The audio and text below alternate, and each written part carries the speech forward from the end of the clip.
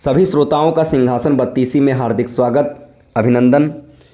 पिछले वीडियोज में आपने देखा कि कैसे एक एक पुतली अपनी अपनी कथा सुनाती हुई आगे बढ़ रही है। आज उसी को आगे बढ़ाते हुए 17वीं पुतली विद्यावती की कथा आप सभी के सामने प्रस्तुत है। पढ़ते हैं कथा की तरफ। विद्यावती नामक 17वीं पुतली ने जो कथा कही वह इस प्रकार है। महाराजा विक्रमादित्य की प्रजा को कोई कमी नहीं थी। सभी लोग संतुष्ट तथा प्रसन्न रहते थे। कभी कोई समस्या लेकर यदि कोई दरबारी आता, उसकी समस्या को तत्काल हल कर दिया जाता था।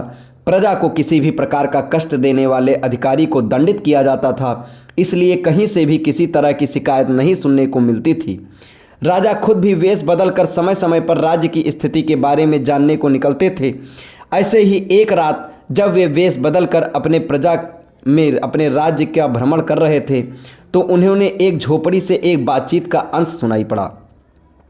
कोई औरत अपने पति को राजा से साफ साफ कुछ बताने को कह रही थी और उसका पति उसे कह रहा था कि अपने स्वार्थ के लिए अपने महान राजा के प्राण वह संकट में नहीं डाल सकता है। विक्रम समझ गए कि उनकी समस्या से उनका कुछ संबंध है। उनसे रहा नहीं गया। अपनी प्रजा की हर समस्या को हल करना वे अपना कर्तव्य समझते थे।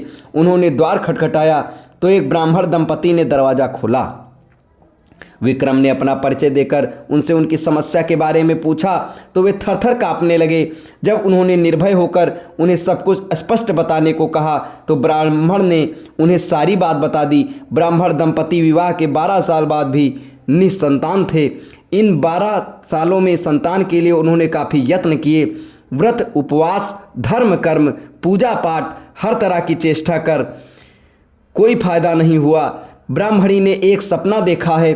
स्वप्न में एक देवी ने आकर उसे बताया है कि 30 कोस दूरी पर पूर्व दिशा में एक घना जंगल है जहाँ कुछ साधु सन्यासी शिव की स्तुति कर रहे हैं। शिव को प्रसन्न करने के लिए हवन कुंड में अपने अंग काट कर डाल रहे हैं। अगर उन्हीं की तरह राजा विक्रमादित्य उस हवन कुंड में अपने अंग काट कर फेंके तो शिव प्रसन्न होकर उनसे उनकी इच्छित चीज़ मांगने को कहेंगे। वे शिव से ब्राह्मण दंपति के लिए संतान की मांग कर सकते हैं और उन्हें संतान की प्राप्ति हो सकती है।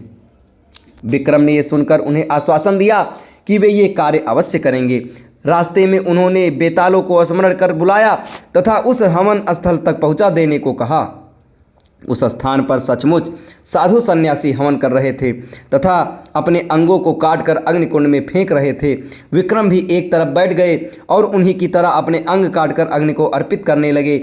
जब विक्रम सहित वे सारे जलकर राख हो गए तो एक शिवगढ़ वहां पहुंचा तथा उसने सारे तपस्वियों को अमृत डालकर जिंदा कर दिया, मगर भूल से विक्रम को छोड़ दिया। सारे तपस्वी जिंदा हुए तो उन्होंने राख हुए विक्रम को देखा। सभी तपस्वियों ने मिलकर शिव की स्तुति की तथा उनसे विक्रम को जीवित करने की प्रार्थना करने लगे। भगवान शिव ने तपस्वियों की प्रार्थना सुन ली तथा अमृत डालकर विक्रम को जीवित कर दिया। विक्रम ने जीवित होते ही शिव के सामने नतमस्तक होकर ब्राह्मण दंपति को संतान सुख देने के लिए प्रार्थना की। शिव उनकी परोपकार तथा त्याग की भावना से काफ़ी प्रसन्न हुए तथा उनकी प्रार्थना स्वीकार कर ली। कुछ दिनों बाद सचमुच ब्राह्मण दंपति को पुत्र लाभ हुआ। आपको अगले वीडियो में 18वीं पुतली की कहानी सुनाई जाएगी। तब तक हमारे साथ बने रहें। धन्यवाद।